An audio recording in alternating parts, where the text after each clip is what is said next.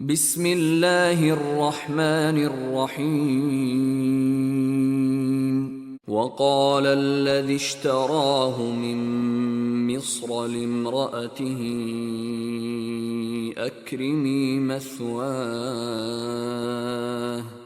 أكرمي مثواه عسى أن ينفعنا أو نتخذه ولدا وكذلك مكنا ليوسف في الأرض ولنعلمه من تأويل الأحاديث والله غالب على أمره ولكن أكثر الناس لا يعلمون ولما بلغ أشده آتيناه حكما وعلما وكذلك نجزي المحسنين وراودته التي هو في بيتها عن نفسه وغلقت الأبواب وقالت هيت لك قال معاذ الله إنه ربي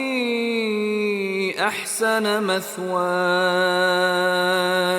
إنه لا يفلح الظالمون ولقد همت به وهم بها لولا أن رأى برهان ربه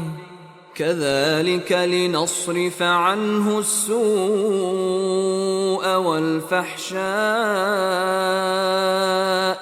إنه من عبادنا المخلصين واستبق الباب وقدت قميصه من دبر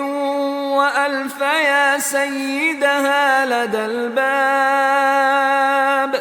قالت ما جزاء من أراد بأهلك سوءا إلا أن يسجن أو عذاب أليم قال هي راودتني عن نفسي وشهد شاهد من أهلها إن كان قميصه قد من قبل فصدقت وهو من الكاذبين وإن كان قميصه قد من دبر فكذبت وهو من الصادقين فلما رأى قميصه قد من دبر قال إنه من كيدكن إن كيدكن عظيم يوسف أعرض عن هذا واستغفري لذنبك إنك كنت من الخاطئين وقال نسوة في المدينة امرأة العزيز تراود فتاها عن نفسه قد شغفها حبا إنا لنراها في ضلال مبين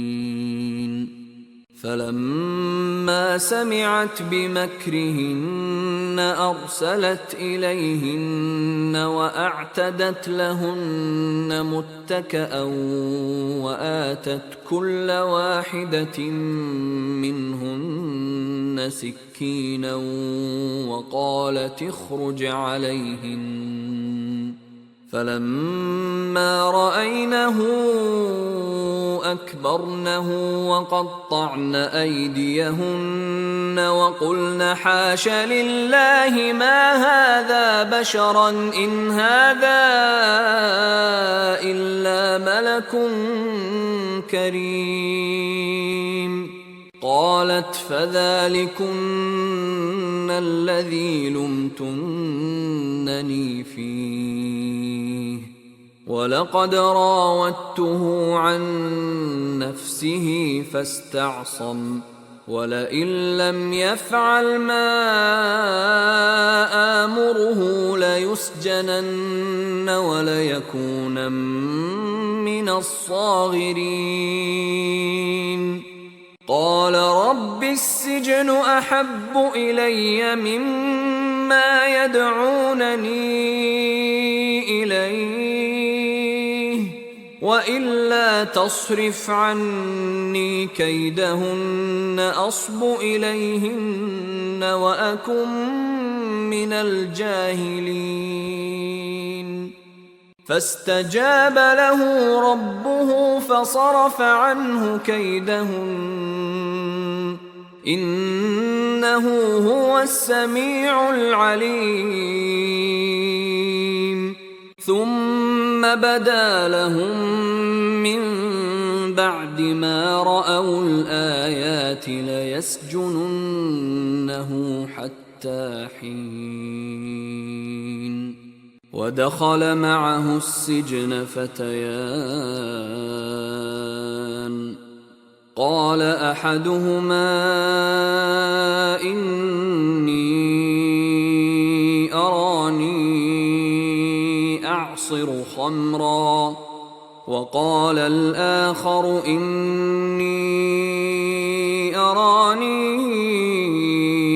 أحمل فوق رأسي خبزا تأكل الطير منه نبئنا بتأويله إنا نراك من المحسنين قال لا يأتيكما طعام ترزقانه إلا نبأتكما بتأويله قبل أن يأتيكما ذلكما مما علمني ربي إني تركت ملة قوم لا يؤمنون بالله وهم بالآخرة هم كافرون واتبعت ملة آبائي إبراهيم وإسحاق ويعقوب ما كان لنا أن نشرك بالله من شيء ذلك من فضل الله علينا وعلى الناس ولكن أكثر الناس لا يشكرون يا صاحبي السجن أأرباب متفرقون خير أم الله الواحد القهار ما تعبدون من دونه إلا أسماء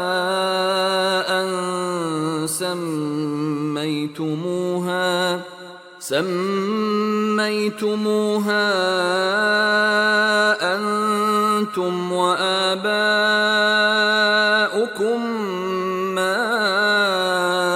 أنزل الله بها من سلطان إن الحكم إلا لله أمر ألا تعبدوا إلا إياه ذلك الدين القيم ولكن أكثر الناس لا يعلمون